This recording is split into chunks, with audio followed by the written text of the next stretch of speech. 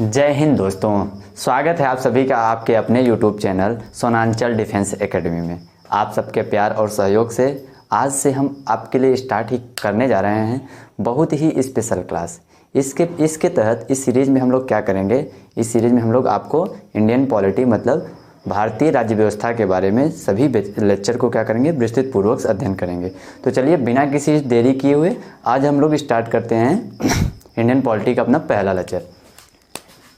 तो जैसा कि आप लोग देख रहे हैं, हम लोग क्या कर रहे हैं, इंडियन पॉलिटी का आज पहला लेक्चर स्टार्ट करने जा रहे हैं। तो किसी भी देश की पॉलिटी मतलब राज्य व्यवस्था को समझने के लिए क्या करना चाहिए, हमें जानना होगा कि उस देश का संविधान कैसे बना, वो देश कैसे, उस देश का शासन कैसे चल रहा है। तो इंडियन पॉलिटी को समझने के लिए सबसे ज़रूरी चीज़ है ये है कि हमें कहाँ तक पढ़ना होगा, इतिहास, कुछ तो इतिहास जानना होगा वहाँ कि कैसे हमारा संविधान आ जाके यहाँ पे इस रूप में विस्तृत रूप से बन पाया है। तो ठीक है, इंडियन पॉलिटी की जड़ वहाँ तक जाती है जहाँ से ब्रिटिश शासन की क्या होती है, शुरुआत होती है। तो ब्रिटिश शासन का शुरुआत करने का मतलब ये हुआ कि जब भारत में ईस्ट इंडिया कंपनी आई, जब ईस्ट इंडिया कंपनी आई तो उसी ईस्ट इंडिया कंपनी के शासन को चलाने के लिए जो एक्ट और अधिनियम है, उसी के तहत आज हमारा यह विस्तृत संविधान विकसित हो पाया है। तो ठीक है, सबसे पहले आज हम लोग क्या करने वाले हैं, भारत के संवैधानिक विकास के तहत हम लोग आज भारत के संवैधानिक विकास के तहत पारित होने वाले विभिन्न एक्ट और अधिनियमों के बारे में हम लोग आज चर्चा करने वाले हैं। तो ठीक है, भारत का संवैधानिक विकास, भारत का संवैधानिक विकास,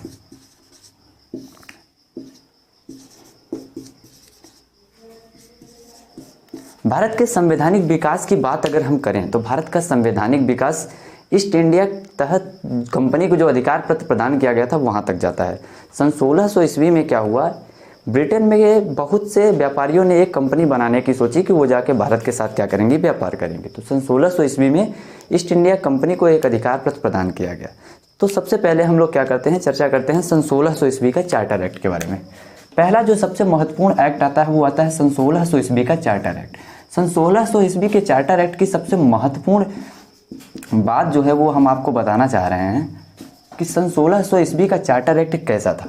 तो सन 1600 ईस्वी का चार्टर एक्ट एक बहुत ही महत्वपूर्ण अधिनियम था, जिसके तहत क्या हुआ, ईस्ट इंडिया कंपनी को अधिकार पत्र प्रदान किया गया भारत और पूर्व के देशों के साथ। कितने वर्ष के लिए, सबसे पहले ईस्ट इंडिया कंपनी को 15 वर्ष के लिए क्या किया गया, अधिकार पत्र व्यापार करने का, भारत और पूर्व के देशों के साथ व्यापार करने का अधिकार पत्र दिया गया। यह अधिकार पत्र दिया किसने था, दूसरा सबसे इंपॉर्टेंट क्वेश्चन है था कि इस अधिकार पत्र पे हस्ताक्षर किसने किया था। तो वो थी महारानी एलिजाबेथ प्रथम, महारानी एलिजाबेथ प्रथम,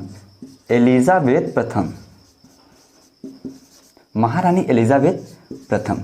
ठीक है, तो जब यह कंपनी बन गई तो इससे क्या हुआ कि इससे 15 वर्ष को व्यापार करने की इसका अधिकार पत्र दे दिया गया। और ये अधिकार दिया किसने था, इंग्लैंड की महारानी थी एलिजाबेथ प्रथम। ठीक है, तो अब इसकी हम लोग चर्चा करते हैं कि मतलब ये इस एक्ट में अब मुख्य रूप से क्या था। तो सन 1600 ईस्वी के चार्टर एक्ट की बात करें तो सन 1600 ईस्वी का चार्टर एक्ट यह था कि जो ईस्ट इंडिया कंपनी बन गई उसको संविधान वह किस तरह से जाके कार्य करेगी भारत में, उस पर चर्चा थी। तो इस एक्ट के तहत कंपनी में 2 समितियां बनाई गई, 2 समितियां बनी कंपनी में, 2 समितियां बनाई गई। ठीक है, समिति पहली थी वो थी क्या, स्वामी मंडल। और जो दूसरी समिति थी वो थी संचालक मंडल। ठीक है, आप इसको नोट कर सकते हैं, बहुत ही जरूरी है कि स्वामी मंडल और दूसरी समिति थी संचालक मंडल। स्वामी मंडल में कौन होते थे, स्वामी मंडल में सभी ऐसे व्यापारी होते थे जिनका कंपनी में क्या था, शेयर था, हिस्सेदारी थी। और संचालक मंडल में कौन होता था, संचालक मंडल में उस समय जो संख्या नियुक्त की गई थी वो 24 थी। बहुत ही इंपॉर्टेंट है क्वेश्चन कि संचालक मंडल में सदस्यों की संख्या कितनी थी, तो वो 24 थी। ठीक है, तो स्वामी मंडल क्या करता था, संचालक मंडल के सदस्यों का क्या होता था, चुनाव होता था। स्वामी मंडल ही क्या करता था, संचालक मंडल के सदस्यों का चुनाव होता था। और ये चुनाव कितने वर्ष के लिए होता था, तो ये चुनाव 1 वर्ष के लिए होता था। कि मतलब जो स्वामी मंडल से ही सदस्य संचालक मंडल में चुन कर आएंगे वो कितने वर्ष के लिए रहेंगे, हर वर्ष इनका क्या होता था, चुनाव होता था। तो इस चुनाव में 2 शर्तें थी, बहुत ही इंपॉर्टेंट 2 शर्तें थी, वो शर्तों पे हम लोग चर्चा कर सकते हैं। तो पहली शर्त ये थी कि जो स्वामी मंडल होता था उसमें से 2000 पौंड, कितना, 2000 पौंड 2000 पाउंड का जो सदस्य होता था वही केवल क्या कर सकता था, संचालक मंडल का चुनाव लड़ सकता था। संचालक मंडल का क्या कर सकता था, चुनाव लड़ सकता था। और दूसरी शर्त ये थी कि 500 पाउंड से अधिक का जो व्यापारी था वही केवल मतदान दे सकता था इन संचालक मंडल को चुनने के लिए। ठीक है, तो ये आई सन 1600 ईस्वी का चार्टर एक्ट। हमने आपके विस्तृत रूप से चर्चा कर लिया सन 1600 ईस्वी के चार्टर एक्ट। सन 1600 ईस्वी का जब चार्टर एक्ट बन गया तो ईस्ट इंडिया कंपनी अब क्या कर रही थी, भारत में व्यापार कर रही थी। पूरी तरह से वो व्यापारिक कंपनी थी और व्यापार करने आई थी, तो इसलिए व्यापार कर रही थी। ठीक है, भारत और पूर्व के देशों के साथ। लेकिन सन 1757 ईस्वी के प्लासी के युद्ध जब होता है, सन 1757 ईस्वी में प्लासी का युद्ध होता है और 1764 ईस्वी में बक्सर का युद्ध हुआ। सन 1764 ईस्वी में बक्सर का युद्ध और 1757 ईस्वी के प्लासी के युद्ध में जब कंपनी विजयी हो गई तो उसने क्या किया, कंपनी का काम अब केवल व्यापार करना नहीं रह गया। तो अब कंपनी ने क्या किया, कंपनी का अब राजनीति के रूप में हस्तक्षेप करने स्टार्ट कर दिया। कंपनी ने क्या किया, अब राजनीति, भारतीय राजनीति में हस्तक्षेप करना स्टार्ट कर दिया। तो सबसे महत्वपूर्ण जो इंडियन पॉलिटी का युग परिवर्तक साल है वो है 1765 ईस्वी। 1765 ईस्वी में होता क्या है, 12 अगस्त सन 1765 ईस्वी को, बहुत ही इंपॉर्टेंट क्वेश्चन, बहुत एग्जाम में बार बार आता है। 12 अगस्त सन 1765 ईस्वी को क्या हुई, इलाहाबाद की प्रथम संधि हुई। कहाँ, इलाहाबाद की प्रथम संधि होती है। इलाहाबाद की प्रथम संधि हुई, जो एग्जाम में बार बार क्वेश्चन आता है कि इलाहाबाद की प्रथम संधि कब हुई, वो 12 अगस्त सन 1765 ईस्वी को हुई। दूसरी बात, इलाहाबाद की संधि किनके किनके मध्य हुई, तो इलाहाबाद की संधि रॉबर्ट क्लाइव और मुगल बादशाह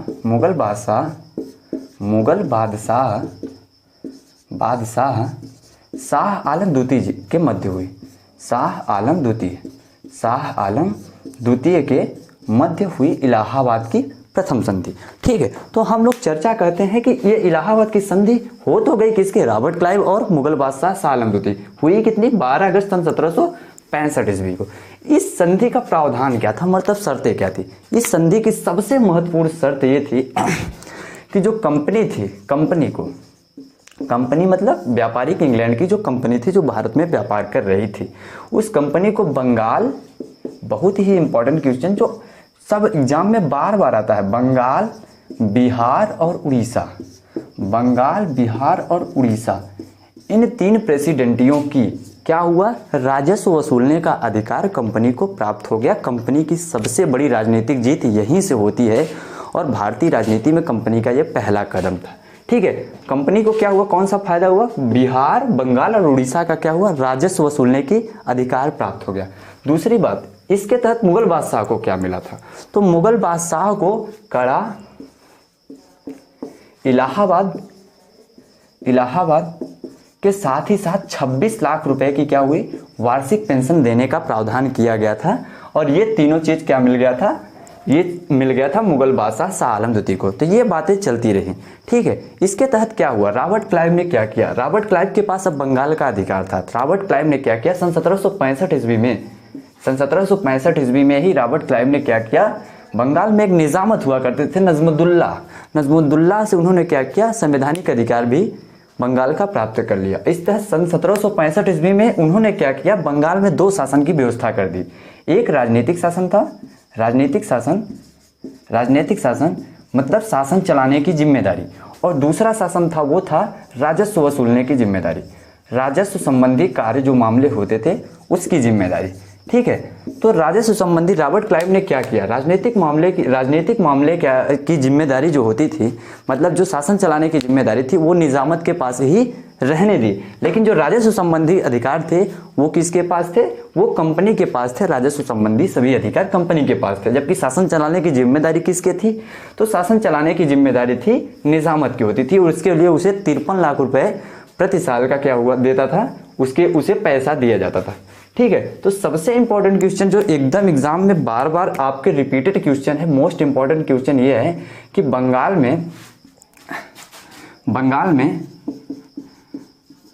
में द्वैत शासन किसने स्टार्ट किया, द्वैत शासन की शुरुआत किसने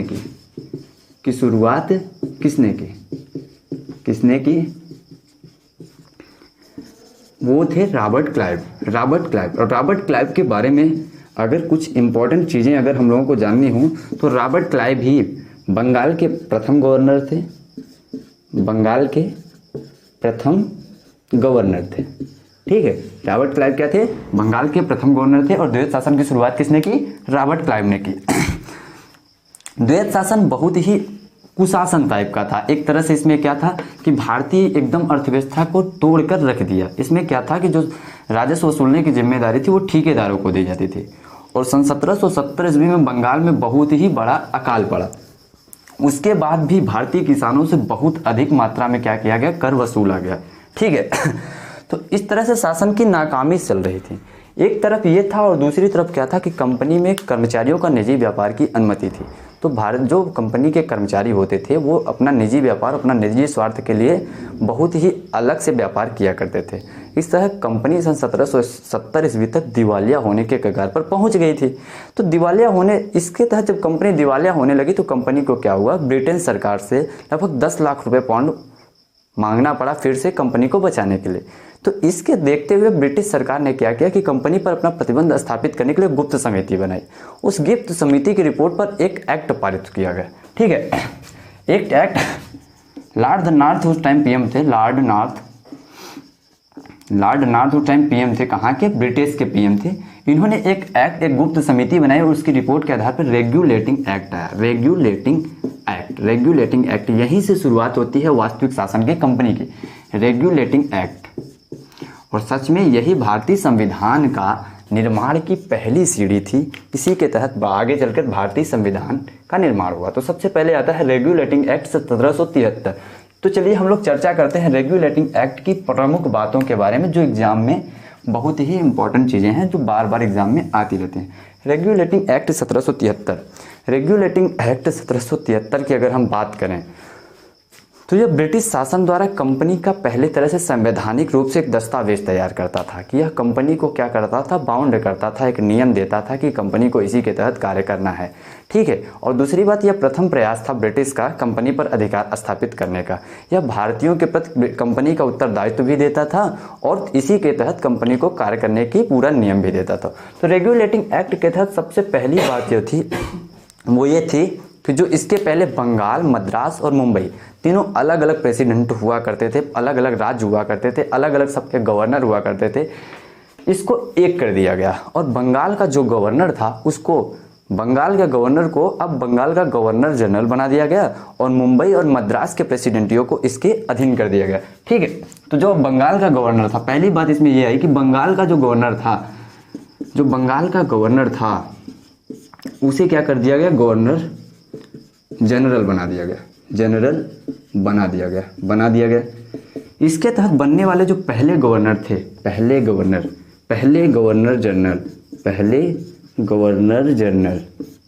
जनरल, वो कौन बने? वो बने वारेन हेस्टिंग्स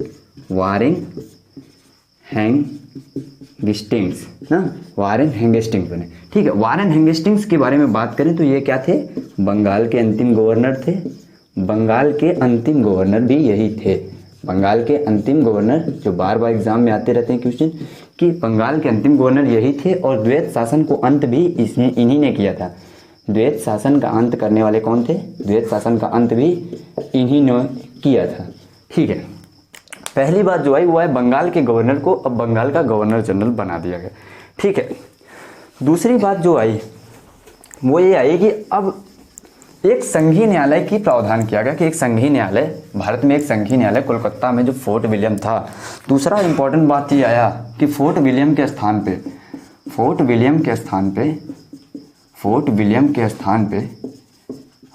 पर एक संघीय न्यायालय का स्थापना, एक संघीय उच्चतम न्यायालय की स्थापना का प्रावधान आया।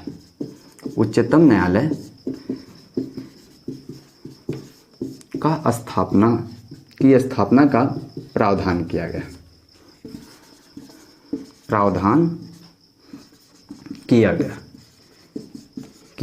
गया। ठीक है, इसके सन 1774 ईस्वी में क्या हुआ? कलकत्ता में एक उच्चतम न्यायालय की क्या हुई? स्थापना हुई। कोलकाता में एक उच्चतम न्यायालय की क्या हुई? उच्चतम न्यायालय की स्थापना होती है, जिसके पहले मुख्य न्यायाधीश कौन थे? मुख्य न्यायाधीश एलिहाज इम्पे थे। एलिहाज इम्पे थे। कौन थे? एलिहाज इम्पे। ठीक है, सबसे इंपॉर्टेंट बात, फोर्ट विलियम के स्थान पर एक संघीय उच्चतम न्यायालय की स्थापना का प्रावधान किया गया। 1774 ईस्वी में कोलकाता में एक संघीय न्यायालय की स्थापना होती है, जिसके पहले मुख्य न्यायाधीश कौन थे? सर एलिहाज इम्पे थे। ठीक है, इसके तहत क्या किया गया कि जो मद्रास और मुंबई के गवर्नर होते थे उनको क्या कर दिया गया? उनको बंगाल के गवर्नर जनरल के पूरी तरह से क्या कर दिया गया? अधीन कर दिया गया। ठीक है, पूरी तरह से बंगाल के गवर्नर के अधीन कर दिया गया। इसके तहत गवर्नर जनरल की परिषद का एक नियुक्ति कर दी। ठीक है, गवर्नर जनरल का क्या हुआ? एक जो गवर्नर बने उनको एक परिषद भी बना दी गई। गवर्नर जनरल की एक परिषद बना दी गई। गवर्नर जनरल की एक 4 सदस्यीय क्या कर दी गई? परिषद बना दी गई। 4 सदस्यीय परिषद बना दी गई। परिषद बना दी गई। परिषद बना दी गई। ठीक है, 4 सदस्यीय क्या कर दी गई? परिषद बना देगी। गवर्नर जनरल अब देखिए यहाँ पे होता क्या है, गवर्नर जनरल अपनी परिषद के सभी निर्णय क्या लिए जाते थे? बहुमत से लिए जाते थे। गवर्नर जनरल अगर किसी भी परिषद का निर्णय लेता था तो वो बहुमत से लेता था, और उसी बहुमत पर अगर बहुमत मत दोनों का बराबर हो जाता था तो गवर्नर जनरल क्या होता था? निर्णायक मत देने का अधिकारी था। ठीक है, इसके तहत क्या हुआ कि अब बार बार ऐसी समस्याएं आने लगी कि गवर्नर जनरल निर्णय पूरी तरह से नहीं ले पाता था। इसके तहत, और ये बात एक इसमें कमियां भी रह गई, इस एक्ट के तहत कुछ कमियां भी रह गई, इसीलिए बार बार आगे नए एक्ट की आवश्यकता पड़ी। तो ठीक है, इसमें अब धीरे धीरे जब क्या हुआ, उच्चतम न्यायालय के लिए बाध्य था। गवर्नर जनरल और उच्चतम न्यायालय में कोई भी शक्ति का क्या था? बंटवारा सही से नहीं हो पाया था इस एक्ट के तहत।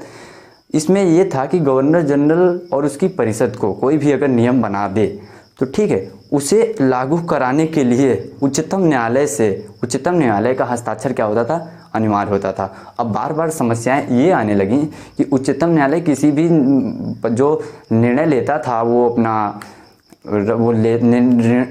निर्णय लेने लगता था, गवर्नर जनरल उसके निर्णय पे क्या करता था? वीटो लगा देता था गवर्नर जनरल, और वो क्या करता था? निर्णय सही से नहीं ले पाता था। तो इसके लिए एक नए एक्ट का क्या हुआ? निर्माण हुआ। सन 1781 का एक एक्ट आया, बंगाल न्यायालय एक्ट। बंगाल न्यायालय एक्ट सन 1781। बंगाल न्यायालय एक्ट क्या था? बंगाल न्यायालय एक्ट रेगुलेटिंग एक्ट की कमी को पूरा करता था। ये क्या था कि ये पूरी तरह से गवर्नर जनरल को और भारत के जो उच्चतम न्यायालय था उसे क्या कर दिया? एक दूसरे से पूरी तरह से अलग कर दिया। अर्थात अब गवर्नर जनरल को क्या कर दिया गया? गवर्नर जनरल को उच्चतम न्यायालय का निर्णय मानने से आज़ादी मिल गई। उच्चतम न्यायालय का निर्णय मानना, कि जो निर्णय था उसे मानना कोई अनिवार्य नहीं रह गया था। अर्थात अब गवर्नर जनरल सेल्फ हो गया और वह स्वतंत्र हो गया और वह निर्णय अपना खुद से ले सकता था। जो 1773 का रेगुलेटिंग एक्ट था उसमें जो कमियां थी उसको दूर करने के लिए क्या हुआ? बंगाल न्यायालय एक्ट आ गया। बंगाल न्यायालय एक्ट क्या करता था? अब पूरी तरह से गवर्नर जनरल और उसकी परिषद को कार्य करने की आज़ादी दे देता था। गवर्नर जनरल और उच्चतम न्यायालय की शक्तियों का क्या कर दिया? विभाजन कर दिया। ठीक है, शक्तियों का विभाजन तो हो गया, लेकिन क्या हुआ कि बंगाल का जो गवर्नर जनरल था और जो मद्रास और मुंबई के गवर्नर हुआ करते थे उनके बीच क्या था? आपसी तालमेल ना होने के कारण पूरी तरह से राजनीति सही नहीं हो पाई थी। ठीक है, तो इसके लिए क्या था कि मतलब अब एक नए एक्ट की ज़रूरत पड़ी। इस नए एक्ट में क्या किया गया कि जो गवर्नर जनरल था, बंगाल का गवर्नर जनरल था, और जो मद्रास और मुंबई का गवर्नर जनरल हुआ करते थे उनके बीच शक्तियों का क्या किया गया? बंटवारा किया गया। यह विधेयक बहुत ही इम्पोर्टेंट था, बहुत ही ज़रूरी था, क्योंकि इसमें जो बंगाल का गवर्नर जनरल था उसे पूरी तरह से शक्तिशाली बना दिया गया इस विधेयक। तो यह जो नेक्स्ट जो अपना एक्ट आता है, जो अधिनियम आता है, वो आता है पिट्स इंडिया एक्ट। बहुत ही भारतीय राजनीति का बहुत ही महत्वपूर्ण एक्ट था, जो कि आगे चलकर पिट्स इंडिया एक्ट, विलियम पिट के द्वारा यह एक्ट लाया गया था सन 1784 ईस्वी में। ठीक है, सन 1784 में पिट्स इंडिया एक्ट आया। यह एक्ट इसलिए ज़रूरी था क्योंकि यह कंपनी को पहली बार, जो ब्रिटिश कंपनी थी उसमें पहली बार जो ब्रिटिश का जो अधिकार क्षेत्र था उसमें क्या किया गया कि इसमें ब्रिटेन के जो गवर्नमेंट थी उसका अधिकार क्षेत्र बता दिया गया, ठीक है। और इसके तहत कंपनी के कार्यों को 2 भागों में विभाजित कर दिया गया। जो पिट्स इंडिया एक्ट आया यह कंपनी के कार्यों को 2 भागों में विभाजित करता है। एक कार्य है वो है प्रशासनिक कार्य, प्रशासनिक कार्य, ठीक है। प्रशासनिक मतलब राजनीति और प्रशासन करना, प्रशासनिक कार्य। और जो दूसरा कार्य है वो है व्यापारिक कार्य, व्यापारिक कार्य, ठीक है। व्यापारिक कार्यों के लिए सन 1600 ईस्वी के चार्टर एक्ट से हमें पता था कि 2 समितियां थी। एक समिति थी स्वामी मंडल और दूसरी समिति थी क्या, संचालक मंडल। संचालक मंडल में सदस्यों की संख्या 24 हुआ करती थी, ये हम लोगों ने देख लिया था। एक समिति थी स्वामी मंडल, एक समिति थी संचालक मंडल। लेकिन प्रशासनिक कार्यों के लिए एक नए आयोग का क्या किया, गठन किया गया, एक नई समिति बनी जिसे क्या कहा गया, board of control. Board of control मतलब नियंत्रक मंडल, बोर्ड ऑफ कंट्रोल, ठीक है। तो एक नियंत्रक मंडल का क्या किया गया, स्थापना कर दिया गया पिट्स इंडिया एक्ट के तहत, ठीक है। तो बोर्ड ऑफ कंट्रोल की अगर हम बात करें, बोर्ड ऑफ कंट्रोल की अगर हम लोग बात करें, बोर्ड ऑफ कंट्रोल यह क्या था, स्वामी मंडल और संचालक मंडल दोनों से बड़ा था, दोनों से ऊपर था। बोर्ड ऑफ कंट्रोल इसमें 6 सदस्य होते थे, ठीक है, इसमें 6 सदस्य होते थे। और बोर्ड ऑफ कंट्रोल डायरेक्ट कहाँ पे होता था, ब्रिटिश का जो सम्राट होता था उसके पद उत्तरदायी होता था। 6 सदस्य होते थे और इनका कार्यकाल 5 वर्ष का जनरली निर्धारित किया गया था कि 5 वर्ष इनका कार्यकाल होगा, ठीक है। तो ये आया पहली बात, जो सबसे इंपॉर्टेंट चीज थी वो कि कंट्रोल मतलब जो कंपनी के कर्मचारी थे उन पर नियंत्रण कर दिया गया, कंट्रोल। दूसरी बात इस अधिनियम का था कि कंपनी के कर्मचारियों के निजी व्यापार पर प्रतिबंध लगा दिया गया। कंपनी के कर्मचारियों के निजी व्यापार पर क्या हुआ, प्रतिबंध लगाया गया। निजी व्यापार पर प्रतिबंध लगा दिया गया, प्रतिबंध लगा दिया गया, ठीक है, प्रतिबंध लगा दिया गया, ठीक है। अब ये हुआ दूसरी बात कि कंपनी के कर्मचारियों के निजी व्यापार पे क्या हुआ, प्रतिबंध लगा दिया गया। और तीसरी बात, जो कंपनी के कर्मचारी थे उनका जो वेतन हुआ करता था, जो उनका वो उसे भारतीय राजस्व से देने का क्या कर दिया गया, प्रावधान कर दिया गया। ये है पिट्स इंडिया एक्ट की सबसे महत्वपूर्ण बातें, ठीक है। और तीसरी बात ये था कि गवर्नर जनरल की जो सदस्य संख्या, गवर्नर जनरल की जो परिषद होती थी, गवर्नर जनरल की जो परिषद होती थी, परिषद में हमें पता था कितने सदस्य होते थे, 4 सदस्य होते थे। तो इनके सदस्यों की संख्या 4 से कितनी कर दी गई, 3 कर दी गई, अर्थात 1 कम कर दी गई गवर्नर जनरल के परिषद की संख्या, ठीक है। तो ये बातें थी पिट्स इंडिया एक्ट के बारे में जो बहुत ही इंपॉर्टेंट थी और बार बार एग्जाम में यहीं से क्वेश्चन आते रहते हैं। चीज़ों को याद करने से कहीं बेहतर है कि उन्हें समझना सीख लें हम, उसके बाद वो चीज़ें हमें काफ़ी आसानी से याद हो जाती हैं, ठीक है। इसके बाद जो अगले एक्ट की बात आता है वो आता है सन 1886 का एक अधिनियम आता है। सन 1786 का एक अधिनियम आता है। यह अधिनियम कैसा था, दरअसल यह अधिनियम पूरी तरह से गवर्नर जनरल को आज़ादी देने के लिए था। गवर्नर जनरल और उसकी परिषद में कौन बड़ा था, क्योंकि गवर्नर जनरल की परिषद में 4 सदस्य होते थे और अगर गवर्नर जनरल जो था अपनी परिषद का बहुमत मानने के लिए क्या था, बाध्य होता था। तो अब ये होता ये था कि बार बार गवर्नर जनरल किसी भी कार्य को स्वतंत्रता पूर्वक नहीं कर पाता था। इसी के तहत वारेन हेस्टिंग को बार बार ऐसी समस्याओं का सामना करना पड़ा और बार बार उन्हें किसी भी कार्य को करने में दिक्कतें आई। तो जब उन्होंने इसीलिए क्या किया, त्याग पत्र देकर वो चले गए। तो जो नेक्स्ट गवर्नर बनने वाले थे वो कार्नवालिस थे।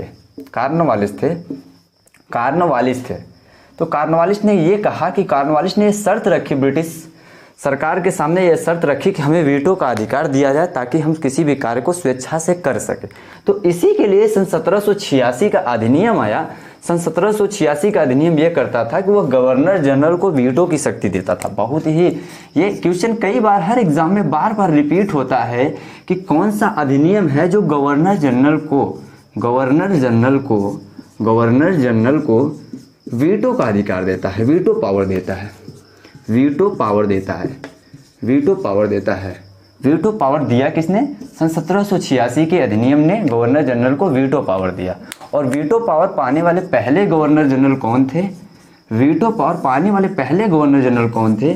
पहले गवर्नर जनरल थे लॉर्ड कॉर्नवालिस। कौन थे? Lord Cornwallis. लॉर्ड कॉर्नवालिस, ठीक है, लॉर्ड कॉर्नवालिस जी थे, जिनके तहत क्या हुआ, इन्हें पहली बार वीटो का अधिकार मिला।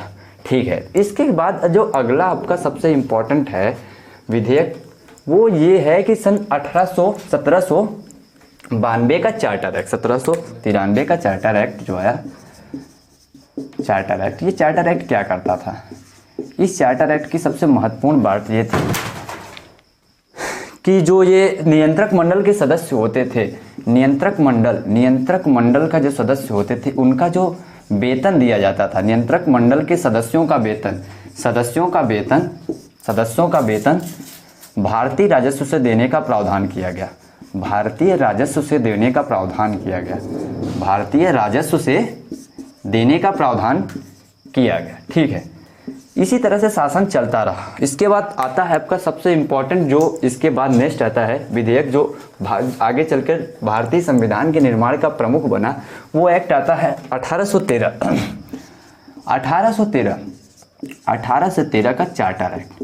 यह बहुत ही इम्पोर्टेंट एक्ट था, चार्टर एक्ट। 1813 के चार्टर एक्ट की बारे में बात करें तो सबसे पहला इस चार्टर एक्ट की प्रमुख बात यह थी कि इसने क्या किया, इसने ईस्ट इंडिया कंपनी के साथ ही साथ सभी अंग्रेज व्यापारियों के लिए भारत में व्यापार करने का गेट खोल दिया। अर्थात अब कंपनी का एकाधिकार भारत के साथ समाप्त कर दिया गया। भारत में व्यापार करने के लिए कंपनी का एकाधिकार समाप्त कर दिया गया। अर्थात कंपनी का जो एकाधिकार था, कंपनी का एकाधिकार समाप्त कर दिया गया। अर्थात अब कोई भी ब्रिटिश का जो व्यापारी है वो भारत में आकर स्वतंत्रता पूर्वक व्यापार कर सकता था। लेकिन एक चीज़ों के साथ कंपनी का एकाधिकार बना था, वो था चाय एवं चीन के साथ व्यापार पर कंपनी को क्या हुआ, 20 वर्ष आगे के लिए क्या किया गया, लाइसेंस दे दिया गया। लाइसेंस मतलब एकाधिकार बनाए रखा गया। सबसे प्रमुख बात जो इस एक्ट की थी वो था कि कंपनी का एकाधिकार समाप्त कर दिया गया, लेकिन चाय और चीन के साथ कंपनी का एकाधिकार बनाए रखा गया। बार बार यही क्वेश्चन रिपीट होता है। दूसरी बात, ईसाई मिशनरियों को, मतलब जो ईसाई धर्म के लोग होते थे, उनको भारत में अपने धर्म के प्रचार और प्रसार करने की क्या कर दी गई, अनुमति दे दी गई। और तीसरा सबसे महत्वपूर्ण जो भारतीयों के लिए इस एक्ट में था वो ये था कि पहली बार भारत में शिक्षा, साहित्य और विज्ञान के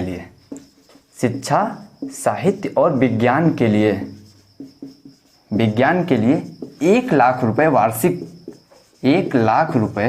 बहुत बार ये क्वेश्चन आता है कि कब पहली बार भारत में शिक्षा, साहित्य और विज्ञान के लिए 1 लाख रुपए वार्षिक खर्च का प्रावधान किया गया।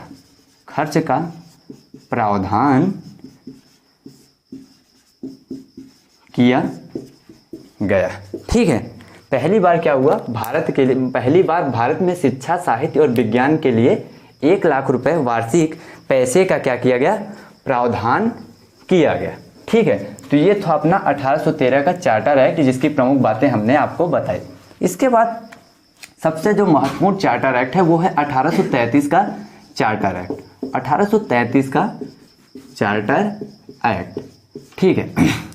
1833 के चार्टर एक्ट भारतीय संविधान के विकास के लिए बहुत ही महत्वपूर्ण रहा, क्योंकि यह चार्टर एक्ट आया उस टाइम पे जब ब्रिटेन के शासन पर ग्रे, मैकाले और जेम्स मिल जैसे उदारवादी और सुधारवादी व्यक्तियों का क्या हुआ था, प्रतिनिधित्व था। लॉर्ड ग्रे उस टाइम क्या थे, ब्रिटेन के प्रधानमंत्री हुआ करते थे। लॉर्ड मैकाले उस टाइम संसद सदस्य थे और भारत सचिव हुआ करते थे। इसी के साथ जेम्स मिल संचालक मंडल के क्या थे, महत्वपूर्ण अधिकारी थे। तो इन तीनों के प्रयास से 1833 का चार्टर एक्ट है। ठीक है, तो 1833 का चार्टर एक्ट के बारे में सबसे इम्पोर्टेंट क्वेश्चन ये है कि इसने पहली बार भारत के शासन को क्या कर दिया, केंद्रीकृत कर दिया। ये क्वेश्चन आपका आईएएस में भी आ चुका है, ये क्वेश्चन आपका आईएएस में भी आ चुका है कि इसने पहली बार, इस एक्ट ने पहली बार भारत में केंद्रीय शासन की नींव डाली, केंद्रीय शासन की नींव डाल दी। अब आपको ये समझ में नहीं आ रहा होगा कि इसने ऐसा क्या कर दिया कि इसमें केंद्रीय शासन की नींव डाल दी। तो इसके लिए हुआ ये कि जो बंगाल का गवर्नर जनरल हुआ करता था, जो बंगाल का अब तक सन 1700 रेगुलेटिंग एक्ट से बंगाल का गवर्नर जनरल था, उसे अब भारत का गवर्नर जनरल बना दिया गया। तो सबसे महत्वपूर्ण बात इस एक्ट की थी कि बंगाल के गवर्नर जनरल को, ये देखिए, प्रमोशन कर दिया गया उसका। बंगाल का जो गवर्नर जनरल था, बंगाल के गवर्नर जनरल टू भारत का गवर्नर जनरल बना दिया गया, भारत का गवर्नर जनरल बना दिया गया। ऐसा क्यों किया गया?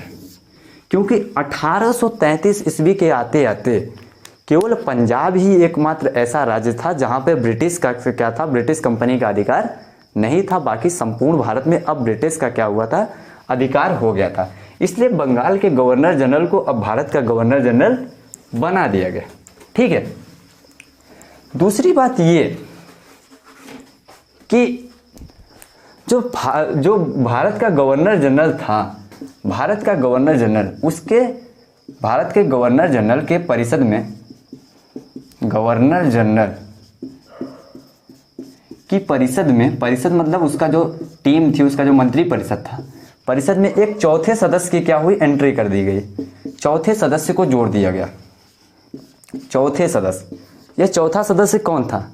यह चौथा सदस्य होता था विधि सदस्य। विधि मतलब संविधान को जानने वाला विधि सदस्य होता था, विधि सदस्य होता था। ठीक है। तो ये विधि सदस्य, पहला विधि सदस्य किसे बनाया गया? पहला विधि सदस्य लॉर्ड मैकाले को बनाया गया, मैकाले को बनाया गया, मैकाले को बनाया गया। ठीक है। अब लॉर्ड मैकाले को पहला विधि सदस्य बनाया गया। तीसरी बात, इस एक्ट के तहत ही भारत में एक विधि आयोग का गठन का प्रावधान किया गया। सन 1834 ईस्वी में, 1834 ईस्वी में भारत के प्रथम विधि आयोग, प्रथम विधि आयोग का क्या हुआ, गठन हुआ। आयोग का गठन हुआ, जिसके अध्यक्ष कौन थे? Lord Macaulay. जिसके अध्यक्ष कौन थे? अध्यक्ष कौन थे? लॉर्ड मैकाले थे, लॉर्ड मैकाले थे। विधि सदस्य की अगर बात करें तो वो परिषद की बैठकों में भाग लेता था, लेकिन उसे मत देने का अधिकार नहीं होता था। लॉर्ड मैकाले क्या थे? पहले विधि सदस्य थे और पहला विधि आयोग इनके द्वारा क्या हुआ, गठित किया गया। सबसे महत्वपूर्ण बात यह थी इस एक्ट की कि पहली बार भारतीयों को क्या हुआ, जगह दी गई, भारतीयों को प्रमोशन दिया गया। तो ठीक है। सबसे महत्वपूर्ण बात थी कि रंग रूप,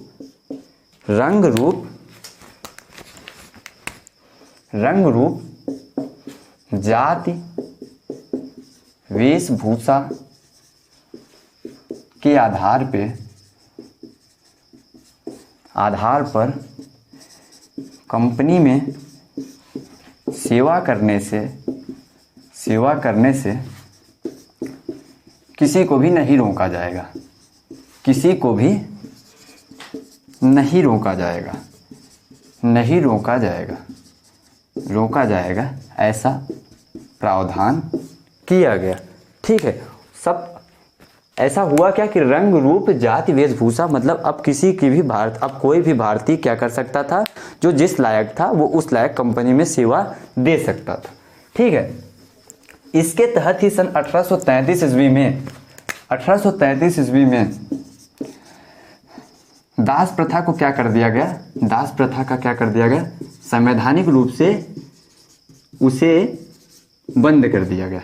दास प्रथा अब संवैधानिक रूप से बंद कर दी गई सन 1833 के चार्टर एक्ट के तहत ही। और 1833 के चार्टर एक्ट के तहत ही जो बनने वाले पहले भारत के गवर्नर जनरल थे, प्रथम भारतीय गवर्नर जनरल, भारतीय गवर्नर जनरल वो थे लॉर्ड विलियम बेंटिंग। ठीक है, तो ये रही सबसे महत्वपूर्ण बातें 1833 के चार्टर एक्ट से।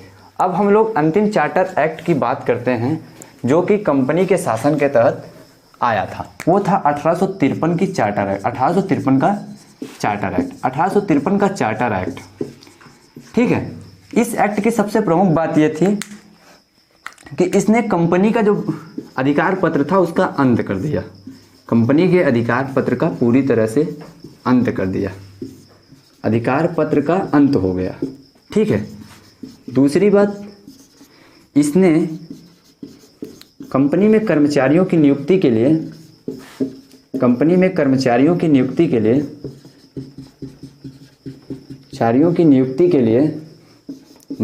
लिए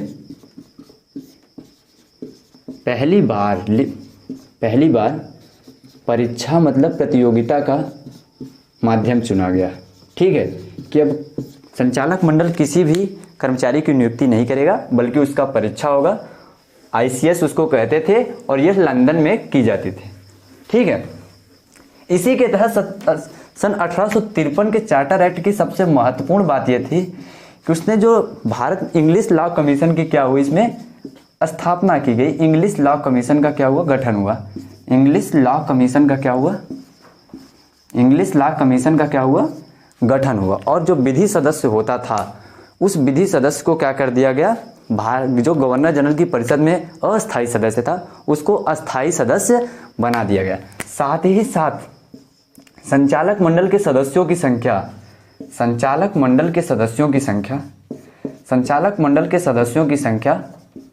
सदस्यों की जो संख्या थी वो 24 से घटाकर कितनी कर दी गई, 18 कर दी गई। ठीक है, तो आई होप दोस्तों आपको हमारा ये लेक्चर बहुत ही अच्छा लगा होगा।